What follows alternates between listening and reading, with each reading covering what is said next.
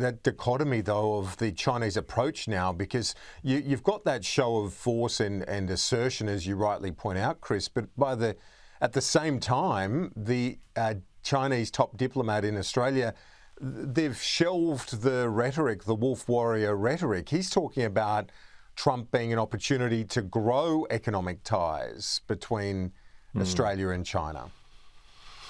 Again, don't listen to what they say, watch what they do. If our relationship with China is so fantastic under the Labor Party, why is it that we saw a live fire exercise off our coast? And how unusual is that, Kieran? Well, the last time that we saw a non-ally using live ammunition off the eastern coast of Australia was during the Second World War. It was the Imperial Navy of Japan. Through the 1940s, there was an enormous amount of live fire. China's sent us a message at the moment. We are, in its view, alone and naked at the bottom of the world. It does not believe that the United States will come to our aid should push come to shove. So they're letting us know that they're in our neighbourhood. They intend to stay in our neighbourhood, and there's very little that we can do about it. We announced yesterday on this program that Sky News has secured the first debate of Election Campaign 2025. It's the Sky News Daily Telegraph People's Forum on Tuesday of next week. Room full of undecided voters, Chris, and the beauty of the format is we don't know where it's going to go. It's unpredictable, and it's going to be the voters, undecided voters, who ask the questions. You would imagine cost of living will get a run, energy prices will get a run, house affordability would likely get a run as well.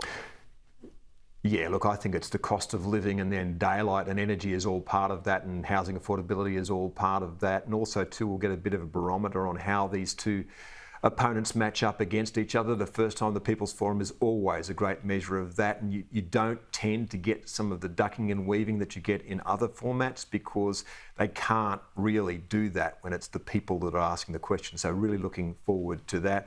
And I'd have to say, in the early part of this campaign, comparing it to the last one, Kieran, I think the thing that you would say is the Prime Minister looks very confident, and he certainly didn't at the beginning of the last campaign. So that tells you something about where he's tracking.